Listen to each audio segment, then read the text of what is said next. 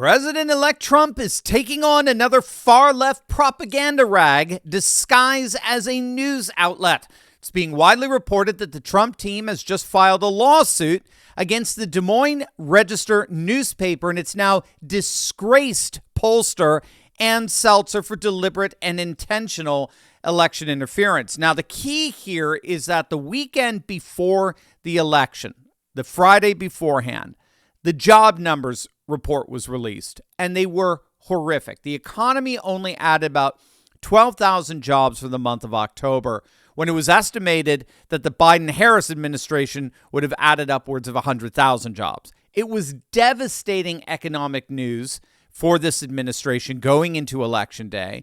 But is that what the media was talking about all that weekend, the weekend before the election? No. This is what the legacy media was obsessing over that weekend. This is Ann Seltzer's recent track record. I mean, what you see here is in each election year, what her final poll said the result would be in Iowa. Next to that is what the actual result was on Election Day. And as you can see, if you look at the Senate and presidential races since 2012, her poll has accurately predicted the winner of the Senate and presidential races in Iowa within 1 or 2 points every time. There was a governor's race in 2018 where things went a little bit gang-a-glay, but in Senate and presidential races, you have seen Ann Seltzer basically as a living bullseye. And that's why lots of people had strong reactions when the Des Moines Register and Seltzer Iowa poll was posted last night. This is that poll, and it is a shock result. It shows Kamala Harris ahead of Donald Trump by 3 points in Iowa. And the reason this is consequential to our psyche is that if this is accurate, and if anybody is accurate, it's likely to be Ann Seltzer in the Iowa poll. If this is accurate, this implies that Harris might be winning Iowa. 3 points, granted, is within the margin of error here, but it's 3 points. Iowa is a state where neither campaign has spent any time or resources since the primaries. They don't have a ground game there. They don't have ads up there. Trump won Iowa by 8 points last time and 9 points the time before that. Nobody thinks of it as a swing state. A Democratic presidential candidate hasn't won Iowa since Barack Obama in 2012. But here she is with a lead. In addition to that top-line lead, the poll's internal numbers show dynamics in terms of women voters, and particularly older women voters, that could, again, if they hold, have really major implications beyond Iowa. As you just saw, Ann Seltzer, the supposed standard bearer of responsible polling, actually posted a Kamala +3 in Iowa on the Saturday before the election, purposely attempting to distract voters from the horrific jobs report that landed the day before on Friday. Instead of talking about that, all the talk shows on Sunday morning were talking about Kamala Harris blowing out Trump because of this poll showing her beating him in Iowa. Now, the funny thing here is that Harris and Trump have their own internal polling, or at least had their own internal polling, which is generally by far much, much better, much more accurate than public polling, just because they throw a lot more money at it. They both had their own internal polling, and neither campaign had a single poll that showed Kamala Harris anywhere even in the same universe as Trump in Iowa. Kamala didn't spend a dime of her $2 billion that she, of course, wasted, but she did not waste a dime of that $2 billion in Iowa because it was such a lost cause. And we now know that Ann Seltzer's poll just happened to be 16 points off. Trump went on to win Iowa by 13. 13 freaking points. And yet, Ann Seltzer, rather than just come out and admit that the poll was total BS, she actually doubled down on her failure. About what the motivation anybody thinks I had and would act on in such a public poll. I don't understand it. And the allegations I take very seriously. They're saying that this was election interference, which is a crime. So the idea that I intentionally set up to deliver this response when I've never done that before. I've had plenty of opportunities to do it. It's not my ethic. But to suggest without a single shred of evidence that I was in cahoots with somebody, I was being paid by somebody, it's all just kind of, it's hard to pay too much attention to it, except that they're accusing me of a crime. Yep, she went on to claim that the poll probably had the effect of galvanizing Trump voters. That's how it was so wrong. It wasn't her methodology. It wasn't her sampling. It wasn't the poll itself. Nope, the poll was sound. Kamala Harris was actually up 3 over Trump in Iowa. It's just that warning sign galvanized Trump voters like never before. She actually said that. I mean, unfortunately for Seltzer and unfortunately for the Des Moines Register, it looks like Trump has got them right where he wants them. Trump has identified the Achilles heel of Seltzer and the Des Moines Register the same way the Trump team identified the Achilles heel of ABC News. And this is going to be where Trump and the MAGA movement are going to be able to absolutely destroy the legacy media. And I'm not even remotely exaggerating. You're going to absolutely love this because the ramifications of this, they go way beyond anything he's doing with ABC or the Des Moines Register. This strikes at the very heart of the future of the legacy media. But first, let me ask you guys, what do you think you could do if you had the same insider trading information that Nancy Pelosi has? You know exactly what I'm talking about, right? Politicians like Pelosi have had access to insider trading secrets for decades now. They know exactly what stocks to buy, when to buy them. But guess what?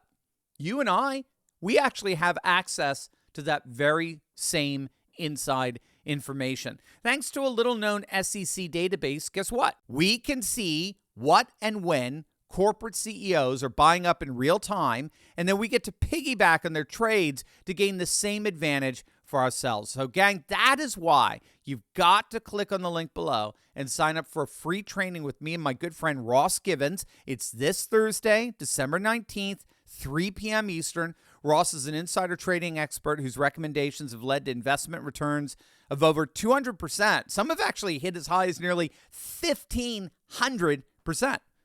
He's astonishing. And it's going to be an amazing free training where you and I can learn how to trade with the exact same insider knowledge as these politicians, but legally and ethically. But don't wait, gang. Seating registration is limited. So click on that link below right now. Register today, and I'll see you for an event that promises to be a real life changer.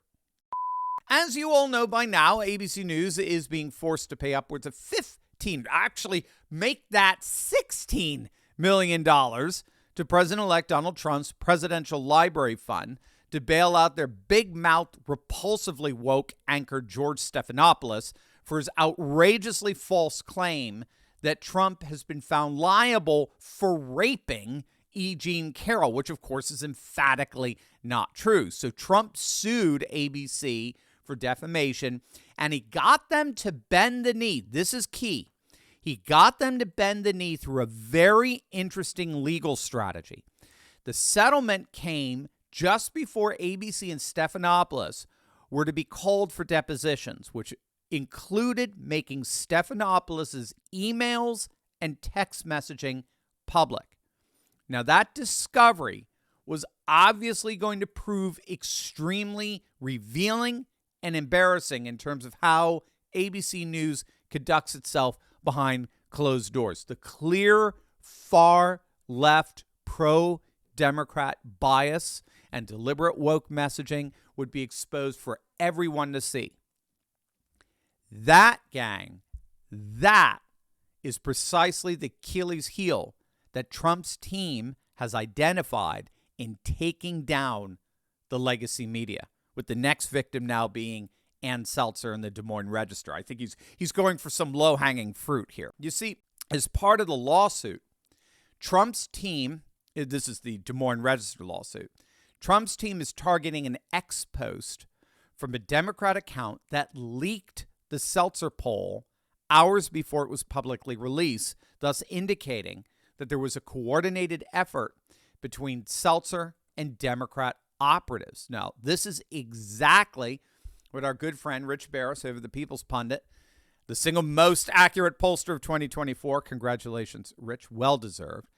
This is exactly what he was saying when the poll came out. Seltzer was giddily relaying the poll results to Democrat circles before the poll was publicly released, reportedly telling these Democrats that she was about to drop a bomb on Trump's campaign. So it was clearly an effort to interfere in the election. And the reason for it, according to Barris, is that Ann Seltzer got radicalized after J6. She went full-blown Liz Cheney. She got absolutely radicalized in her never Trumpism and dedicated her efforts to stopping his return as number 47. And this was her contribution to that endeavor. So if this turns out to be true in terms of her antics going on behind the scenes of this poll, then she is clearly exploiting her position as a reputable pollster to fix the numbers in such a way that sought to deliberately manipulate and benefit one campaign at the expense of the other. And here is where the Achilles heel of the legacy media comes in. As part of these lawsuits, the Trump team is subpoenaing Ann Seltzer's emails and text messaging that she reportedly exchanged with Democrat operatives. And of course, like with that ABC News, that discovery process would prove fatal for the credibility of any news outlet, since it would expose for all to see just how in bed the legacy media is with the Democratic Party. Everyone will see that they're emphatically not news outlets. They're not media outlets. They're propaganda rags. They're mouthpieces for the DNC, which would prove fatal for their business model, which is rooted in trust and confidence that the media outlet is a reliable mediator of objective information. If the media outlet is exposed as a corrupt shill pushing blatant partisan propaganda, manipulation, and the like, they collapse. They're no longer a reliable mediator of objective information. And that is ultimately Trump's strategy here. Force all of these media outlets like ABC and the Des Moines Register to reveal their internal emails and text messaging in the discovery process, which they, of course, can't do because it'll destroy their credibility and their business model. And that means that Trump has them precisely where he wants them. Trump has discovered that he has all the leverage in the world over these legacy media outlets right now. That's why they're freaking out.